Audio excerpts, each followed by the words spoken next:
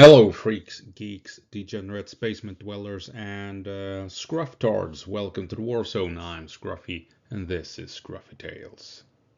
And rumors are spreading, but we're not seeing it on the usual maps. But there is a rumor that Ukraine has indeed pushed Russia back at Kupiansk. But nothing confirmed.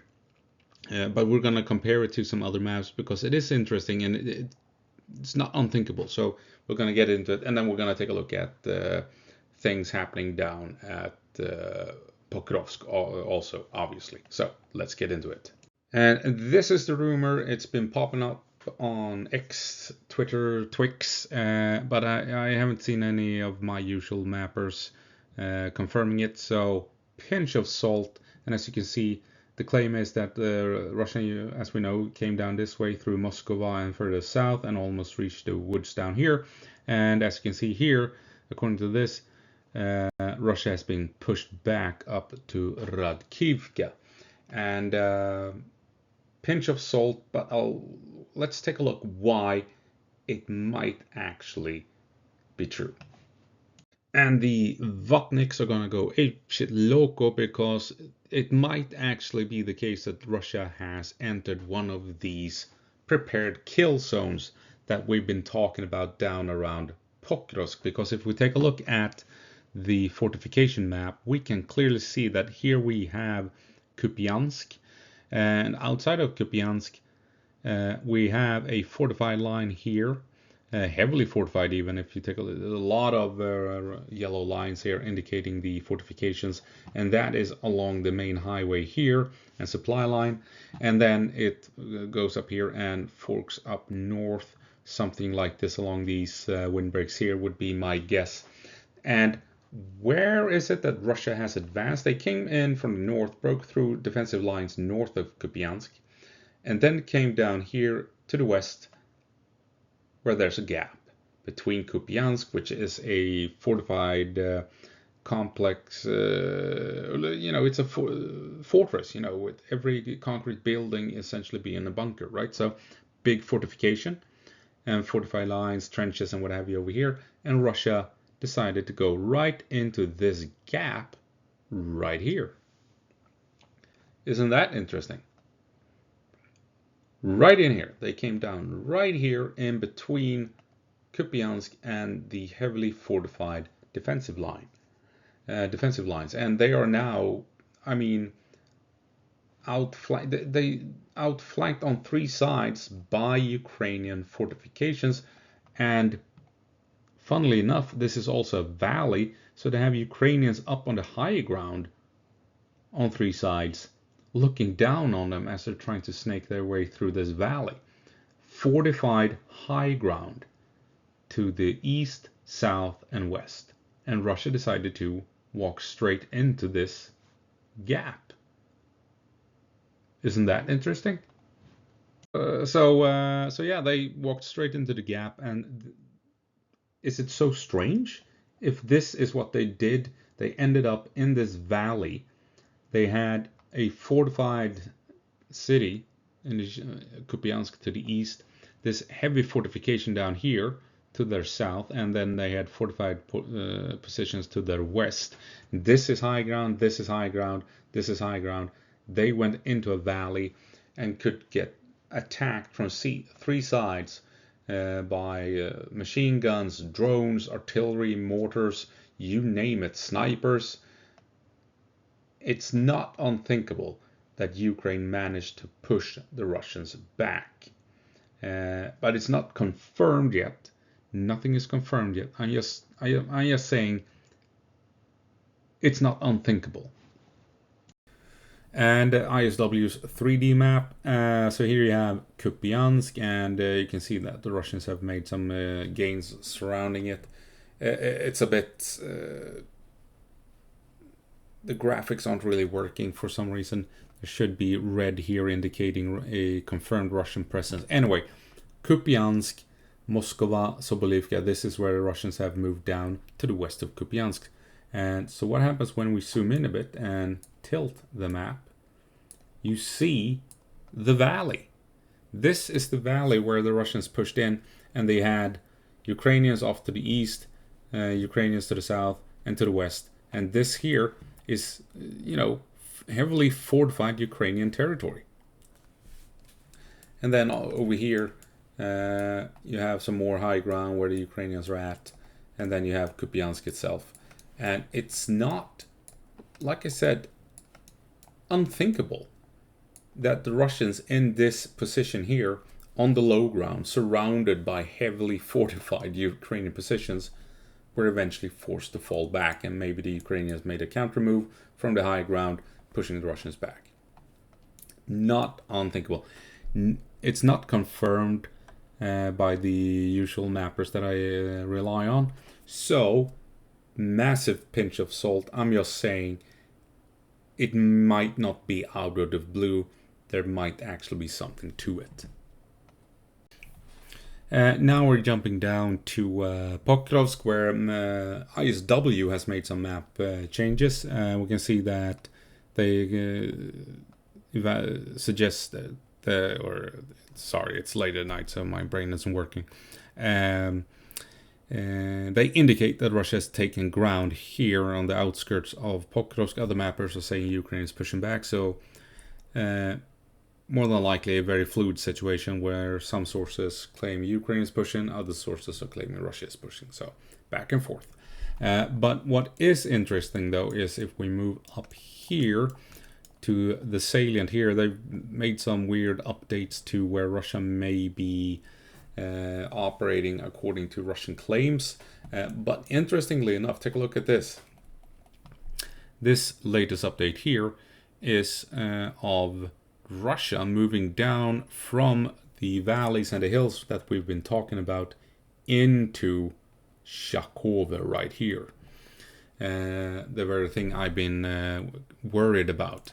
And zooming in here, that would mean that they've taken the high ground here and come down this valley and also down this valley potentially, and moved into town here and taken this factory or industrial site, whatever it is. So they've taken these streets here, about 24 buildings or something like that, this factory,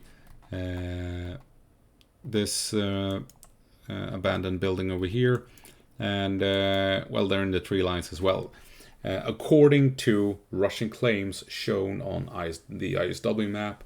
So we're gonna have to wait and see if other mappers pick up on this as well. This is also not confirmed by the other mappers, but just like we saw up at Kupiansk, I'm not going to be surprised if this turns out to be confirmed in a day or two by other mappers, because as you know, I've been talking about this ever since Russia secured this territory here and Ukraine could not move in to this area here. So Russia appears as if they are actually making the move on Shakova, and it might actually be in an attempt to counter what's going on down here, because Ukraine has had significant success down here after taking Myrne. They've been moving in on Novo Ekonomice, taking this large factory or industrial site and taking factories down here, moving in here and in the south of Novo Ekonomice, pushing the Russians back very aggressively.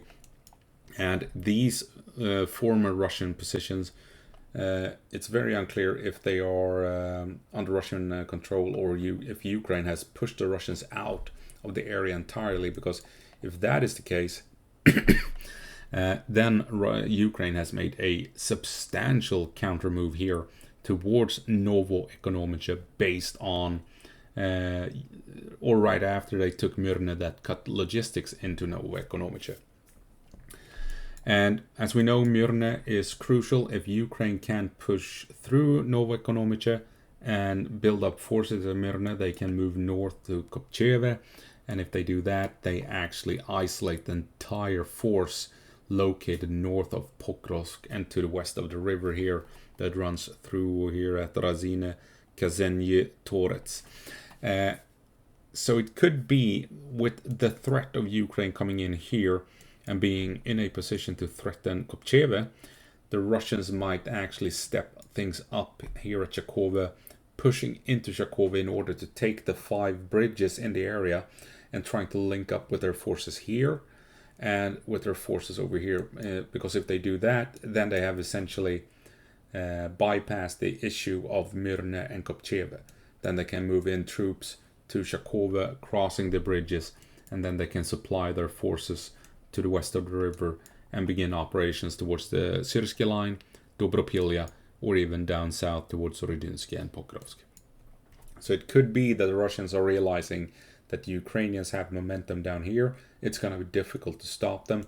Instead, we're going to push hard where we have amassed troops, move in on Shakova, secure the bridges, and bypass this issue simply by opening up logistics through Shakova instead of relying on logistics through Kopcheve. Not unthinkable. So 2 interesting turns of event here. Ukraine more than likely, potentially I should say, pushing Russia back at Kupiansk. We still need confirmation. And Russia beginning moves against Shakova according to ISW. We can actually, let's see if we return to the 3D map here and go up like this and go here. What was it? Shakova. Here we have Shakova, and let me show you what the Russians might have pulled off here. Here you have the high ground I've been talking about, the hills that are that Russians need to secure to make the push on Shakova, the valleys, and it does appear as if the Russians have taken this hill and pushed down either valley and entered town here. And I mean, they more than likely taken this entire part of town, including this factory area up here on the slopes of this hill here. That would be my guess. So I'm not going to be surprised if this is confirmed in a day or two by other mappers. But we're going to have to keep an eye on it, obviously. And I mean, the Vatniks are going to hate this because they when I've talked about this in the past, they've always been upset that I'm talking about prepared kill zones and kill boxes and what have you. I was talking about it in Sumy. Turned out I was more than likely correct in my assessment. And I've been talking about it when we've seen it on this map down at Pokrovsk.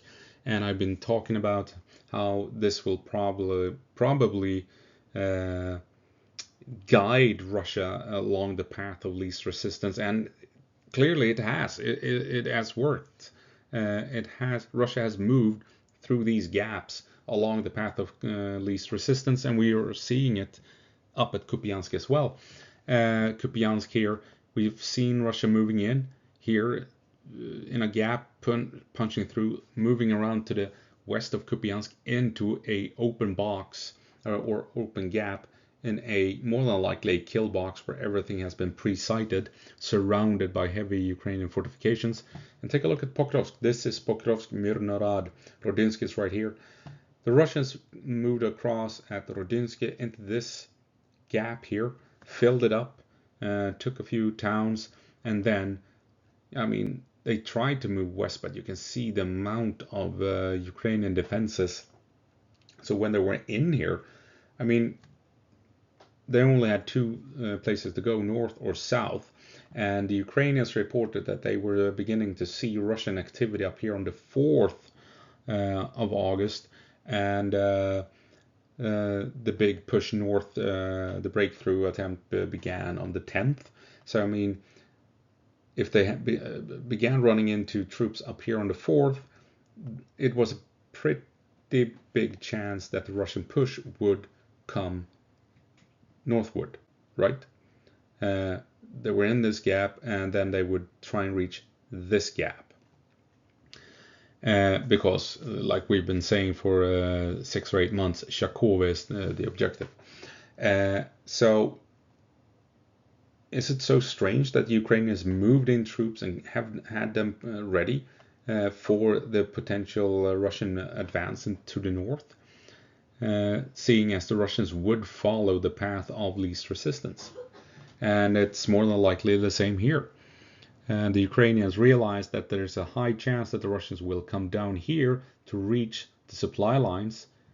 So you had a valley that they maybe left unprotected and just waited for the Russians to eventually enter this kill zone, surrounding them with fortifications, firing down from on high into that valley. So planned surprises, ambushes, traps, I don't know, but clearly the Russians are moving through the areas with least amount of Ukrainian fortifications. They did the same south of Pokrovsk here, trying to move up along this gap here, as you can see, and then hit a wall and couldn't move on any further. And Ukraine has even launched counterattacks, pushing the Russians back 7 or 8 kilometers. But it's interesting, isn't it? It's really, really interesting. So take everything with a pinch of salt. There's no confirmation from other sources on the situation at Kupiansk, nor any more confirmation from the Russian claims that they've entered Shakove, like ISW showed us. So we're going to have to wait and see what the other mappers tells us, if there's any truth to it. But as you see, based on the Ukrainian defensive positions, it's not unlikely that Russia walked into an ambush up at Kupiansk, quite clearly. And down at Pokrovsk, Russia might actually, well, I've been talking about them building up forces for Shakove for quite some time, but I think they might actually be moving in at this point in order to try and move around the entire situation down at Myrne by securing the main objective in the short term, namely Shakove. So we'll see what happens. Anyway, that's going to have to be it. As always, go po marsh, Ukraine, and give them hell.